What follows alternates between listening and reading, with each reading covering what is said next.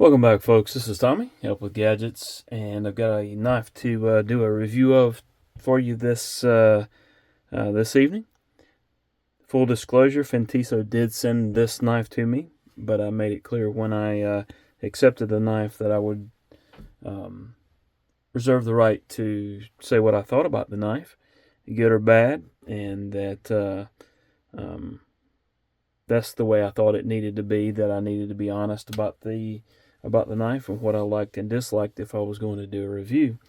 And really didn't expect to hear back from them, but got a reply back fairly quickly. That's exactly how they felt, and that's the way it should be. So that gains some points right there in my book. But let's go ahead and take a look at this knife. Let me get the measuring device out. This is the Fintiso Atlas, and it's about a 3.5-inch blade, which to me is really good. Just short of 8 inches overall.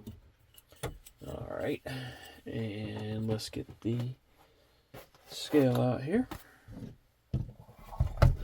and take a look at that.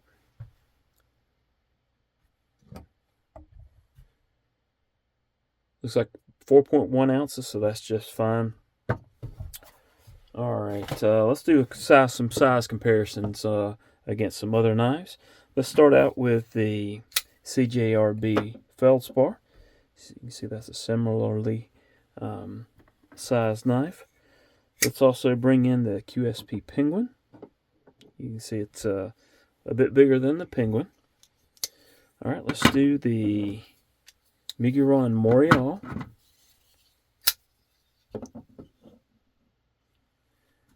And also the American Blade Works Model 1. Alright, see both of those are somewhat similar. Alright, let's do the North Arm Sky High and also the Demco Shark Cub. You can see the Shark Cub's going to be a little bit shorter. And the same thing for the Sky High, just a tad shorter. All right, let's look at the Vosteed Acorn. That's the Acorn. You can see the Atlas is a good bit bigger. And then there's the CJRB Pyrite. All right, let's take a look at a couple of Kaisers. This would be the Kaiser Militao. You can see those are somewhat similar in size, as well as the Kaiser Sparrow. All right. Let's look at a couple of Benchmades. This is the Benchmade Bug Out and the Benchmade Osborne 940. All right, and then last, and certainly not least, we have the Microtech MSI and the Kaiser Cyberblade. And you can see the Fintiso Atlas is quite a bit larger than that Cyberblade. All right, let's look at thickness. We'll go ahead and take a look at the Microtech while we have it here, and you can tell the Microtech's a little bit maybe thicker than it. Let's see what else we have here. Here's the Bug Out. Of course, the Bug Out's going to be much thinner. The Militao. Okay. The Demco Shark Cub. The Pyrite. And the Vosteed Acorn. All right. In pocket. Turn it over this way. So that's going to be the profile that you're looking at. Here it is with the North Arm Sky High.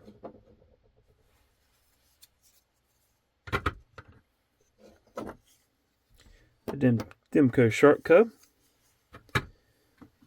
Here it is against the Miguron Morial. And let's see, what else do we want to take a look at? And there it is against the QSP Penguin. So kind of give you an idea of how it would, how much real estate it would take up in pocket.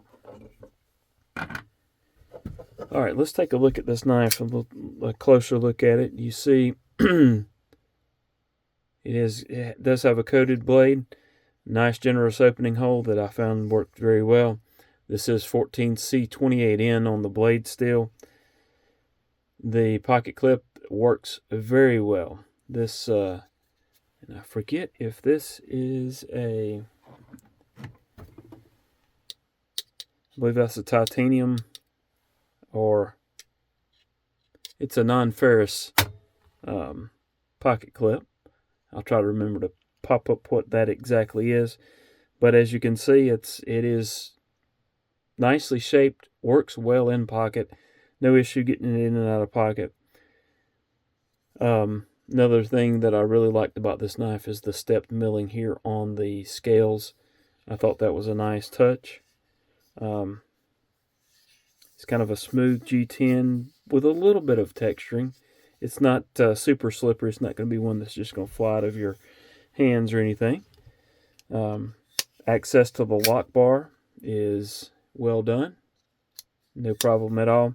One thing that I did not like so much is when you disengage the lock, it goes to that point before the ball ever gets up onto the blade. So you got a good bit of travel there. So you just have to make sure that when you're closing this knife that you release the lock bar and get it up onto the blade, or you're kind of double clutch. But that's not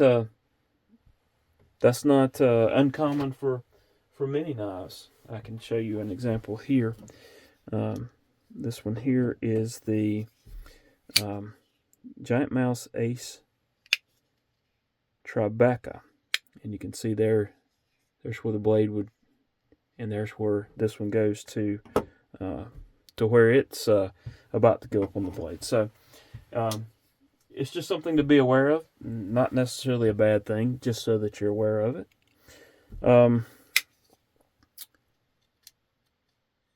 It does have a lanyard hole, so if you like lanyards and you want to put a lanyard on, you've got that there. Jimping, it does have jimping here where you would place your finger in a grip like that. There is also some jimping here on the back spacer, but as you can see here, that back spacer is actually recessed under the scales, so it's not really doing anything.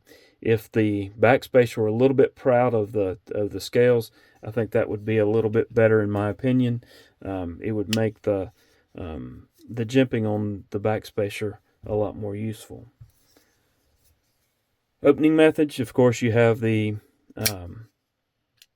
reverse flick on the opening hole. You have a flipper here. You can use the thumb to open it easily. Detent on it is very good in my opinion. All in all, it's a very well made knife. I don't know if the camera's picking this up, but these scales are nicely contoured. Fits well in hand. It is very comfortable, and again, very well made in my opinion. This knife comes in right around $50 with if you have a discount code, you can use my discount code HWG. That's for Help with Gadgets. Just type in HWG at checkout on the Fintiso website, and I'll link that site below. And it's right at about $50 for that knife. So I think it's a decent price for a well-constructed knife. Lockup, you can see the lockup there. There's no blade play up and down, side to side. Scale material again is G10, and again it's if you can kind of hear my fingers on it. It's not super smooth, and there is a little texture. There's a cutout there for your thumb if you're using that for reverse flick, or for using your thumb to open it. There is their logo there in the pivot, and it's T8 hardware on, well, my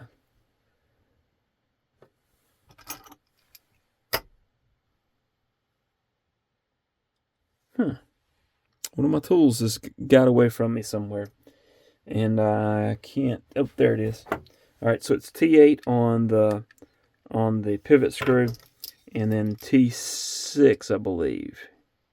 Yeah. Check that out. Let's make sure. T6, yes, on the pocket, or on the body screw, and on the pocket clip screw. Let's see what else. Let's show you how it fits in pocket. Let me grab my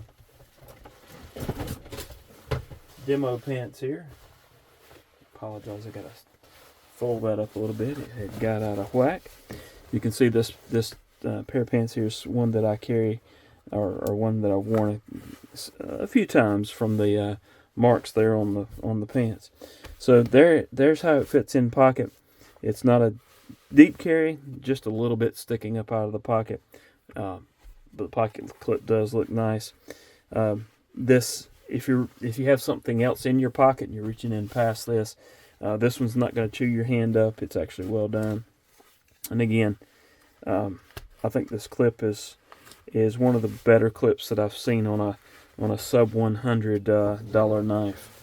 Works very well.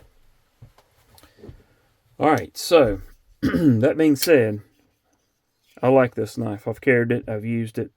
I've mentioned a few things that I would change if I had the ability to make those changes. But all in all, I believe this is a really good knife. And if you're interested in one, please check them out. All right. Hope y'all have a wonderful rest of your day. Please hit that like button, subscribe if you haven't done so. Leave a comment. Tell me what you think about the knife. And I hope to see you again soon. Hope y'all have a wonderful rest of your day.